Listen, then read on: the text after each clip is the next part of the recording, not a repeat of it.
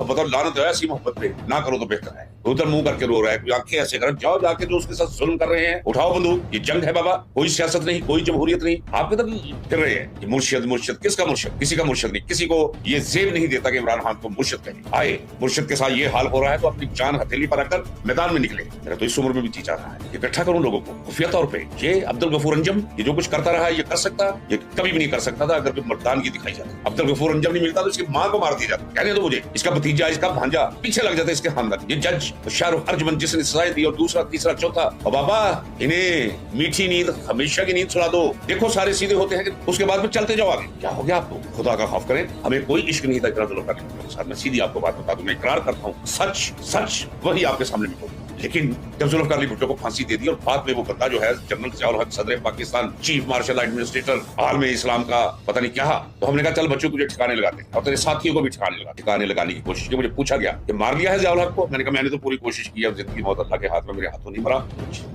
है नौजवानों, है मोहब्बत करने वालों, है मुर्शिद कहने वालों, है रोने धोने वालों, उठो खुदा के बंदो, बंदूक उठाओ। कोई नारा लगाने की जरूरत नहीं, कमांडो एक्शन करो इनके खिलाफ। इनके घरों पर गैर महफूज करके रख दो हर उस शख्स का घर जो बुग़्ज़े इमरान में मुब्तला है और इमरान खान की इस इब्तला का वो किसी हवाले से भी बाइस है। वो सहाफी हो, वो कोई जनरल हो, वो कोई जज हो, वो कोई पुलिस ऑफिसर हो, वो कोई सियासतदान हो, ये है एक ही रास्ता, छक्के छूट जाते। ये क्या हो रहा? रोना शुरू कर दिया जी, आंखें मलनी शुरू कर दी, नाक से पानी बहने लगा, औरतों की तरह, बेसवाओं की तरह कस्बे बहाना मैदान में निकले। तो यहाँ प्रदेश में बैठा कर सोच रहा हूँ ये जो मैं कर रहा हूँ ये भी कब देखिए उम्र के इस किस्से इस वक्त पता क्या है? आज देख रहा हूँ इस वक्त रात के 3:35 हो गए। दरमियान में कुछ सोया था, पानी पीने के लिए उठा हूँ और देखा क्या है, लैपटॉप खोला तो देखा प्रेस कॉन्फ्रेंस अभी कर रही थी 4 घंटे पहले की। ये 4 घंटे में सोच चुका था। फौरी तौर पे मैं कैमरे के सामने आकर बैठ गया। मैं जो यहाँ प्रदेश में बैठा, मेरा वही जी चाह रहा है जो मैं पहले कर चुका हूँ। अब मैं लोगों को इकट्ठा कर सकता हूँ, उन्हें तरबियत दे सकता हूँ, उनकी रहनुमाई कर सकता हूँ, उन्हें इस सारी सूरत हाल से निपटने का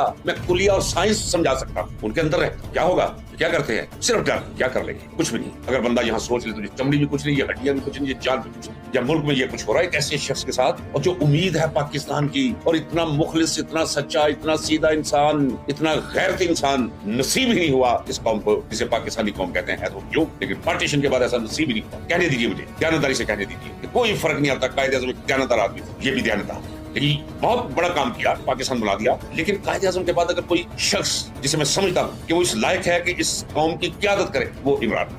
अब उसकी बहनों ने क्या किया? उन्होंने कहा हम मैदान में, कुछ तो शर्म कर जाओ, कुछ तो हया कर जाओ, और या फिर जाओ जाके वो नवाज शरीफ के साथ मिल जाओ बाबा, वो बेहतर है। पता तो हो कि खुल खड़ा कर बेहयाई और बेगैरती के दायरे के अंदर कोई खड़ा है, और कोशिश करना खड़ा होने की नेकी के दायरे में, तारीख के उस मुकाम पर कि जब तारीख की आंख देख रही है दुरुस्त दायरे में खड़ा होने की कोशिश करना, और इस